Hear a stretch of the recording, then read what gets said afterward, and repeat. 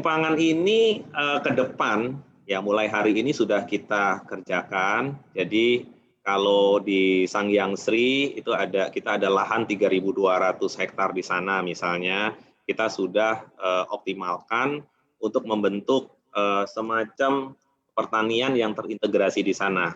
Jadi di sana kita coba tanam dengan teknologi yang baik.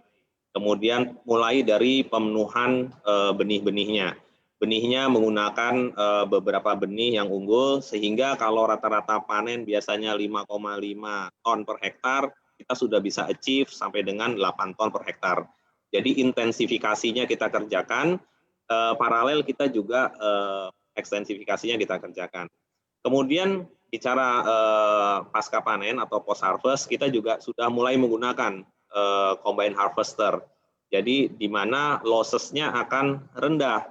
Jadi produktivitinya meningkat, kemudian ekstensifikasinya juga kita jalankan, nanti ke depan kita sudah bisa produksi lebih baik. Harapan kita nanti juga sama di gula. Gula kita sedang bekerja sama, perintahnya dari Pak Presiden, Pak Menteri bahwa kita harus mengkonsolidasikan lahan. Jadi kita holding pangan ditambah dengan holding PTPN dan Perhutani, ke depan kita akan konsolidasi lahan, di mana lahan-lahan ini kita akan mapping. Mana yang akan bisa kita tanami tebu, mana yang untuk perkebunan, sehingga ke depan kita bisa mengurangi jumlah import dari luar. Ini salah satu contoh yang akan kita kerjakan ke depan. Target untuk mengurangi impor dari luar ini berapa persen, Pak? Iya, jadi begini, kita saat ini harus punya neraca pangan. Berangkat dari neraca pangan itu, nanti kita akan mapping dari kebutuhan import berapa sehingga kita bisa kurangi secara bertahap. Tidak dimungkiri bahwa saat ini kita harus bekerja keras untuk menyiapkan bahan bakunya. Jadi kalau di perberasan, teman-teman Kementan sekarang juga sangat aktif, mulai membuat food estate bersama kita juga di beberapa tempat seperti di Kalimantan.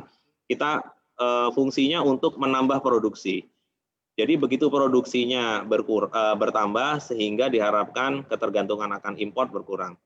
Jadi impact dari yang apa kita kerjakan ini sebenarnya ke depan akan menggerakkan ekonomi baik di daerah sentra produksi, juga kita bisa selamatkan atau naikkan kesejahteraan petani, peternak, nelayan di daerah sentra produksi.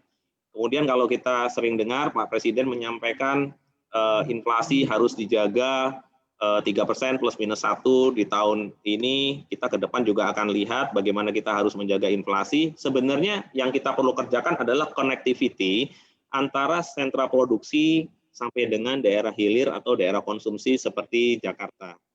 Dan kalau ini kita kerjakan secara masif, sebenarnya kita bisa menguntaskan kemiskinan secara bersamaan. Kita juga bisa mengurangi stunting. Kita juga bisa mesejahterakan saudara-saudara kita yang 20% di bawah. Karena negara kita sebenarnya negara agraris, di mana 70% lebih warganya itu berpenghasilan dari bertani, beternak, dan nelayan. Sehingga kalau ini kita sebagai BUMN Pangan Nasional, dalam hal ini adalah tangan kanan dari negara untuk membantu mesejahterakan petani, inilah saatnya sebenarnya.